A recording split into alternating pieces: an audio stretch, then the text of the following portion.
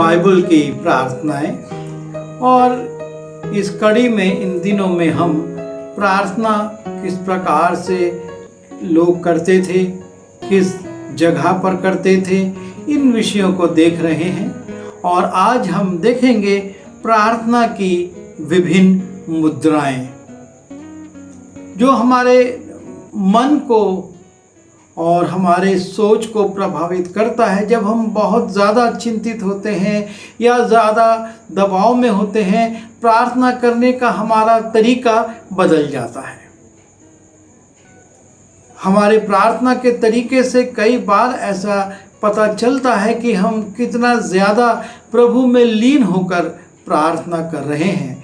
और बाइबल में ऐसे बहुत से मुद्राओं का उल्लेख है जिसमें कि विश्वासियों ने, परमेश्वर के दास दासियों ने प्रार्थना की और परमेश्वर ने उनकी प्रार्थनाओं को सुना। जिस प्रकार से हम देख रहे थे कि प्रार्थना के विभिन्न स्थल, ज़रूरी नहीं कि हम किसी विशेष स्थान पर चुनकर वहाँ प्रार्थना करें, पर जब जहाँ प्रार्थना की जाती है परमेश्वर सुनता है। उसी प्रकार से मुद्राओं पर भी कि ज़रूरी नहीं कि हम इसी तरह से झुककर, इसी तरह से घुटना टेक कर या इसी तरह से खड़े होकर प्रार्थना करें।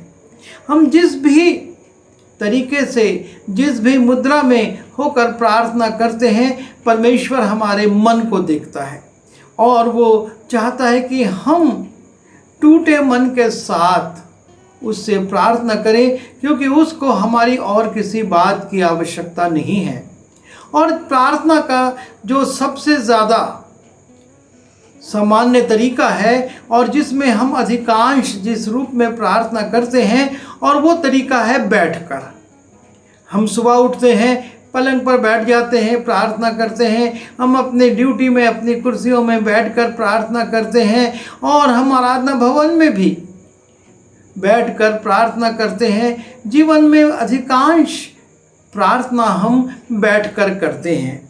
जब हम पहला इतिहास उसके 17वें अध्याय के 16वें पद को देखते हैं, वहाँ पर हम देखते हैं दाऊद को, जो कि नातान नबी से जब ये उसको पता चलता है कि परमेश्वर उसके वंश को आशीषित करेगा और उसने जो विचार किया है मंदिर बनाने का, उसको परमेश्वर उसके वंश के लिए आशीष के रूप में गिन रहा है, तब दाऊद के लिए लिखा है, तब दाऊद राजा भीतर जाकर यहोवा के सन्मुख बैठा।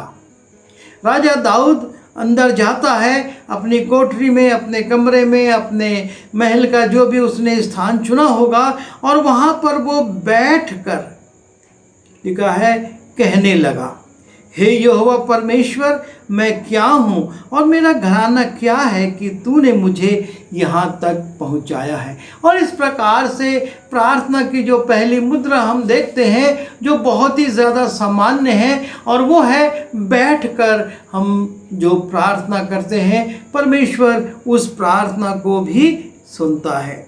उसके बाद जब हम जाते हैं पहला राजा में और उसके 8वें अध्याय के 22वें पद को देखते हैं, वहाँ पर हम राजा सुलेमान को पाते हैं, जो कि मंदिर बनवाता है। और जब मंदिर की प्रतिष्ठा होती है, तब लिखा हुआ है कि पहला राजा उसका 8वां अध्याय 22वां पद, तब सुलेमान इस्राएल की पूरी सभा के देखते यहोवा की वेदी के सामने खड़ा हुआ और अपने हाथ स्वर्ग की ओर फैलाकर कहा, हे यहोवा, हे इस्राएल के परमेश्वर, तेरे समान ना तो ऊपर स्वर्ग में और ना नीचे पृथ्वी पर कोई ईश्वर है। और इस प्रकार से सुलेमान यहाँ पर परमेश्वर की वेदी के सामने खड़े होकर और अपने हाथों को उठाकर परमेश्वर से प्रार्थना करता है। पर सुलेमान एक लंबी प्रार्थना यहाँ करता है। हमारा उद्देश्य अभी इस प्रार्थना पर अध्ययन करना नहीं है, लेकिन जिस मुद्रा में वो प्रार्थना करता है उसको हम देखते हैं कि किस प्रकार से वो वेदी के सामने खड़ा होकर और अपने हाथों को ऊपर उठाकर प्रार्थना करता है। जब हम पहला तीमुथियुस उसके दूसरे अध्याय के 8वें पद में जाते हैं, वहाँ पर पौलुस एक सलाह देता है तीमुथियुस को और कहता है, सो मैं चाहता हूँ कि हर जगह पुरुष बिना क्रोध और विवाद के पवित्र हाथों को उठाकर प्रार्थना किया करे। और पौलुस यहाँ पर कहता है कि हर एक जगह पर जो पुरुष है वो अपने पवित्र हाथों को, उसको अपने हाथों को भी देखना है कि उनमें पवित्रता है कि नहीं, और तब वो पवित्र हाथों को उठाकर प्रार्थना करे। तीसरी बात हम जब देखते हैं मत्ती रचित सुसमाचार उसके 14वें अध्याय के 19वें पद में, और यहाँ पर यीशु मसीह का उल्लेख है और यीशु मसीह लिखा है, तब उसने लोगों को घास पर बैठने को कहा और उन 5 रोटियों और 2 मछलियों को लिया और स्वर्ग की ओर देखकर धन्यवाद किया। प्रभु यीशु मसीह स्वर्ग की ओर अपनी दृष्टि को उठाते हैं, अर्थात स्वर्ग की ओर देखकर वो प्रार्थना करके रोटियों को आशीषित करते हैं। जब हम यूहन्ना रचित सुसमाचार उसके 11वें अध्याय के 41वें पद में देखते हैं कि यीशु मसीह लाजर की कब्र पर जाता है और लाजर की कब्र पर जाकर वो जानता है कि मैं प्रार्थना करूंगा तो परमेश्वर सुनेगा, और तब लोगों के सुनते वो कहता है कि फिर यीशु ने आंखें उठाकर कहा, हे पिता, मैं तेरा धन्यवाद करता हूँ कि तूने मेरी सुन ली है। और यीशु मसीह यहाँ पर भी स्वर्ग की ओर देखकर, आकाश की ओर देखकर प्रार्थना करता है। और जब हम स्तफनुस के विषय में देखते हैं प्रेरित काम में, तो वहाँ पर हम पाते हैं कि स्तफनुस भी अपनी दृष्टि को ऊपर उठाता है और आकाश की ओर उठाने के बाद वो कहता है कि मैं देखो परमेश्वर के पुत्र को स्वर्ग में खड़ा हुआ देखता हूँ। और वो जब स्वर्ग की ओर अपनी दृष्टि उठाता है तो कहता है, परंतु उसने पवित्र आत्मा से परिपूर्ण होकर स्वर्ग की ओर देखा।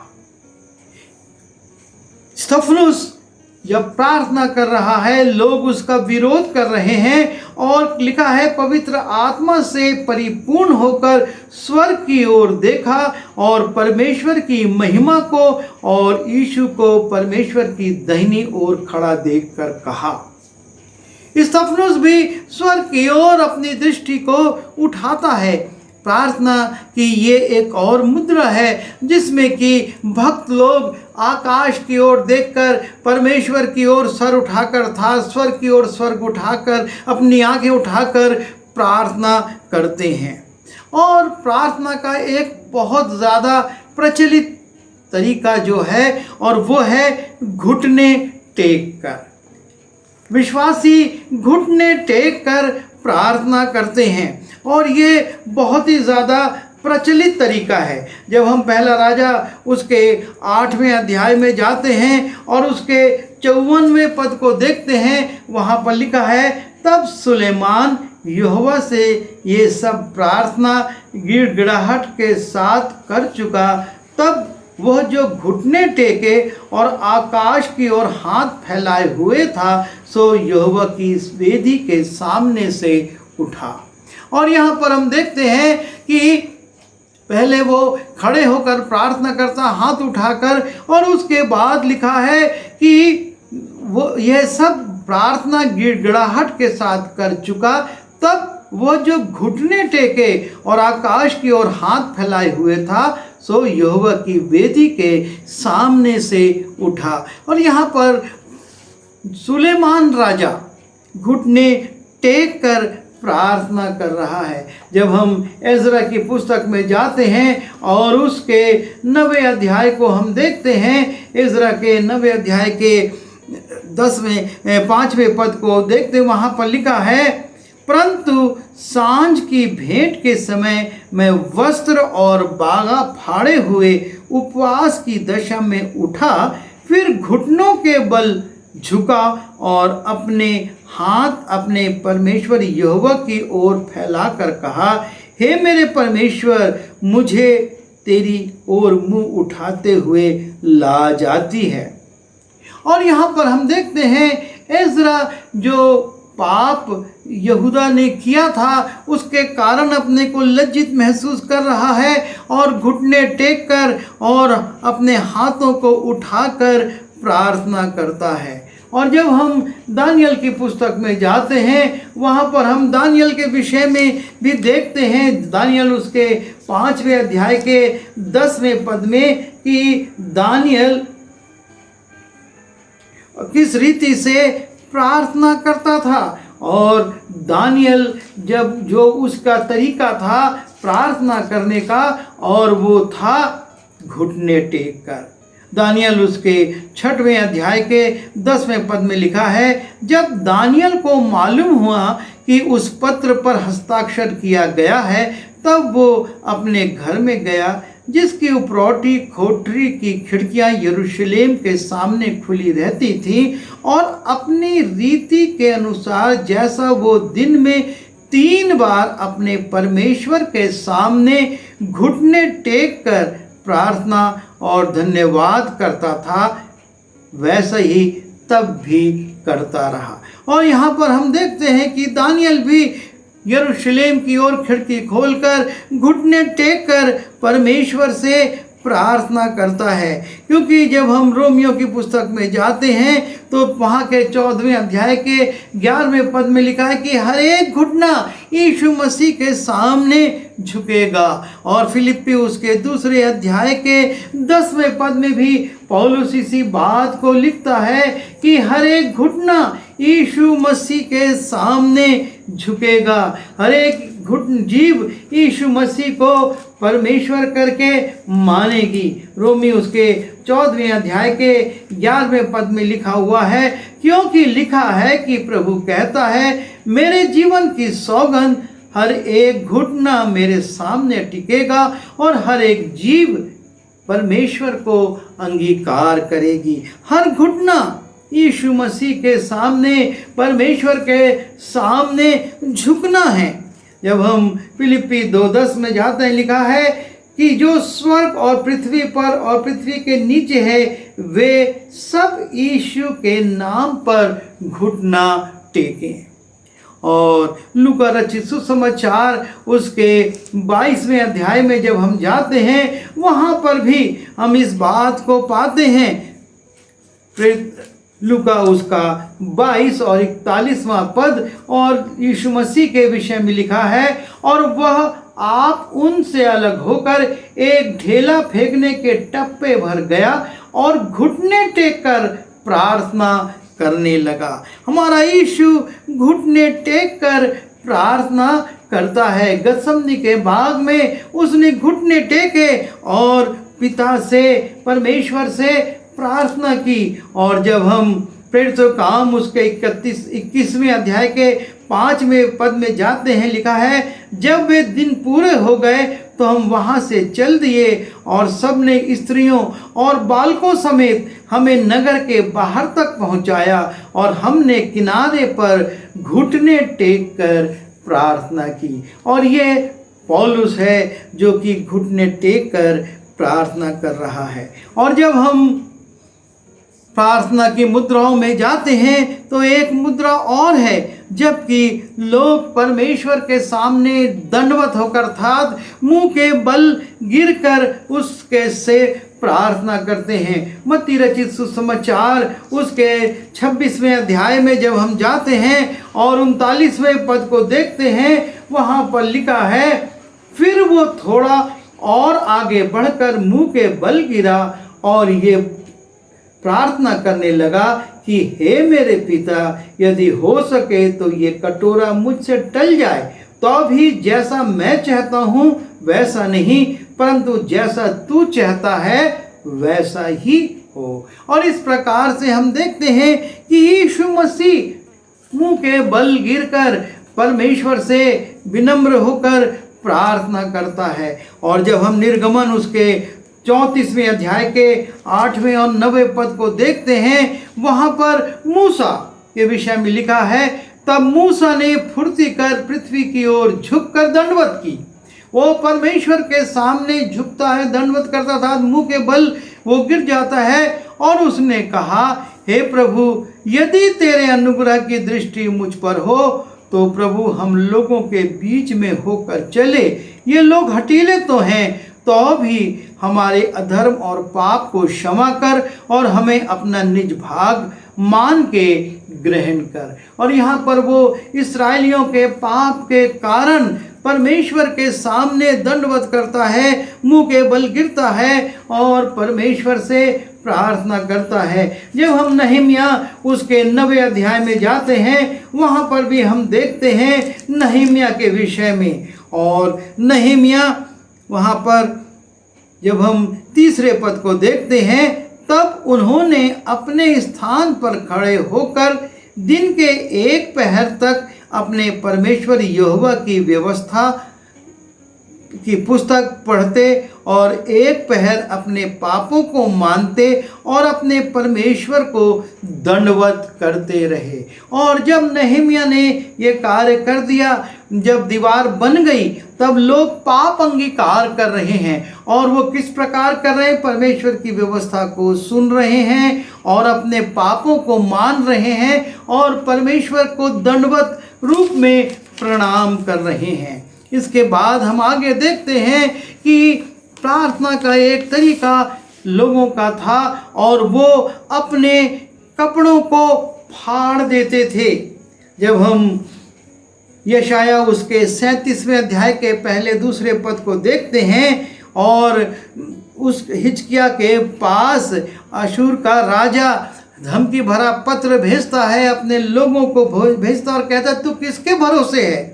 और तब लिखा है, जब हिजकिय्याह राजा ने ये सुना, तब वो अपने वस्त्र फाड़ और टाट ओढ़कर यहोवा के भवन में गया। राजा हिजकिय्याह जब इन बातों को सुनता है तो वो अपने वस्त्रों को फाड़ता और टाट ओढ़ता है। और उस समय में एक ये प्रथा थी कि जब कुछ दुखद समाचार आता था और लोग दुखी होकर परमेश्वर से प्रार्थना करते थे, तो वो अपने वस्त्र को फाड़ते थे। और लिखा है, इस पत्री को हिजकिय्याह ने दूतों के हाथ से लेकर पढ़ा।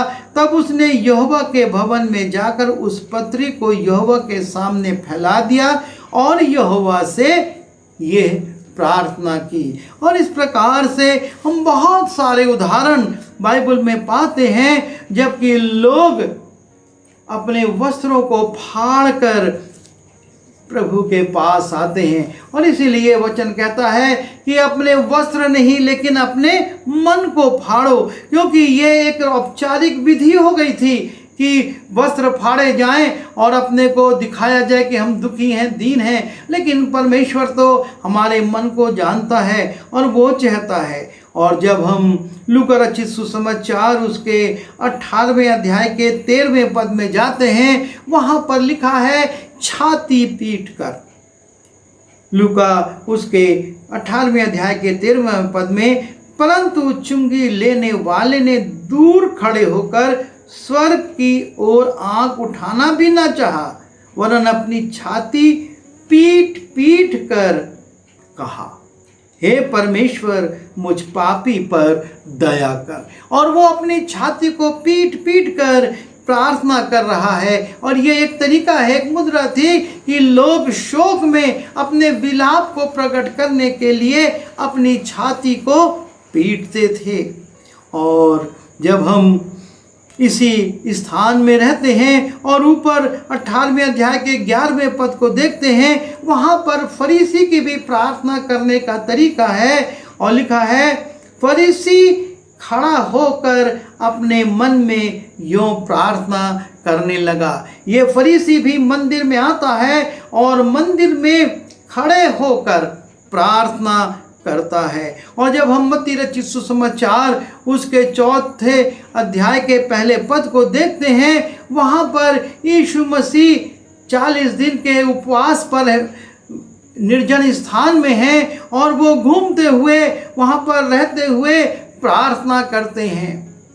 बहुत बार हम अपने कामों पर जाते रहते हैं, बहुत बार हम ट्रेन में सफ़र करते रहते हैं, लेकिन हम उस परिस्थिति में भी प्रार्थना कर सकते हैं। यीशु मसीह 40 दिन 40 रात उपवास में रहा और वो प्रार्थना इस रीति से करता रहा। और इस बात का वर्णन लूका अपने पुस्तक के 4 अध्याय के पहले पद में भी करता है कि यीशु मसीह जंगल में था और शैतान उसकी परीक्षा कर रहा था और यीशु मसीह 40 दिन और 40 रात निराहार रहा, प्रार्थना करता रहा वो।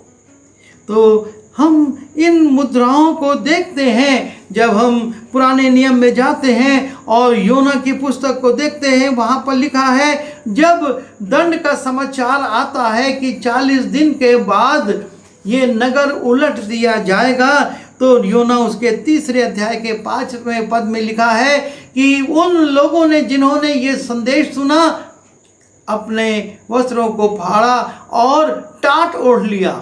और 6वें पद में भी हम देखते हैं कि राजा ने भी अपने राजकीय वस्त्र उतारे और टाट ओढ़ा और राख बिछाकर उस पर बैठ गया। और इस प्रकार से ये प्रार्थना की मुद्राएं हैं। परमेश्वर हमारी प्रार्थनाओं को हमारी मुद्रा के अनुसार नहीं, लेकिन हमारे मन के अनुसार देखता है। ये मुद्राएं जो हैं ये हमारे मन के बोझ को प्रकट करती हैं, हम कितने बोझ के साथ प्रार्थना कर रहे हैं। लेकिन परमेश्वर तो हमारे मनों को जांचता है। और इसलिए मत्ती रचित सुसमाचार उसके 6वें अध्याय के 5वें पद में लिखा है कि तुम इन सदूकी फरीसियों के समान रोड पर, चौराहों पर, सड़कों पर खड़े होकर लंबी लंबी प्रार्थना मत करो, क्योंकि परमेश्वर दिखावटी प्रार्थना को पसंद नहीं करता। वो चाहता है कि मनुष्य टूटे मन के साथ अपने मन को लाए और परमेश्वर को अर्पित करे। और इसलिए दाऊद कहता है, हे परमेश्वर, तू टूटे और पिसे हुए मन को तुच्छ नहीं जानता, तो उसको ग्रहण करता है। तो इसलिए जब हम प्रार्थना के विषय में इन दिनों अध्ययन कर रहे हैं, हम विचार करें हमारी मुद्रा, हम किस रूप में बैठकर प्रार्थना कर रहे हैं, खड़े होकर, हाथ उठाकर, या घुटने टेक कर प्रार्थना कर रहे हैं, कोठरी में बंद होकर प्रार्थना कर रहे हैं, या छाती पीट कर। महत्व इसका नहीं, महत्व इसका है कि हम किस मन से प्रार्थना कर रहे हैं। और हमारा परमेश्वर जो गुप्त में देखने वाला परमेश्वर है, जब हम कोठरी में भी प्रार्थना करेंगे वो उसको देखेगा, सुनेगा और उसका प्रत्युत्तर भी देगा। प्रभु हमारी सहायता करे कि हम मुद्राओं पर ना जाएं कि हम किस मुद्रा में खड़े होकर दुआ करें या किस मुद्रा में बैठकर, लेकिन हम विनम्र होकर परमेश्वर के सामने दीन बने और उससे प्रार्थना करें और वो हमारी प्रार्थना को सुनेगा। आइए दुआ करें। प्रभु जी, मेरी सहायता कीजिए कि मैं भी आपसे जब प्रार्थना करूं, सांसारिक रीति विधियों को नहीं, या प्रभु जी उन मुद्राओं को नहीं, लेकिन आपको भाने वाली प्रार्थना कर सकूं, ताकि प्रभु जी वो प्रार्थनाएं सुनी जाएं और उसका प्रत्युत्तर प्राप्त हो। जितने प्रिय लोगों ने इस संदेश को सुना है वो भी अपने जीवन में इस बात का ध्यान दें कि अलग अलग तरीक़ों से लोगों ने प्रार्थना करी, लेकिन परमेश्वर ने उनकी प्रार्थनाओं को सुना है। मैं यीशु मसीह के नाम से मांगता हूँ, आमीन।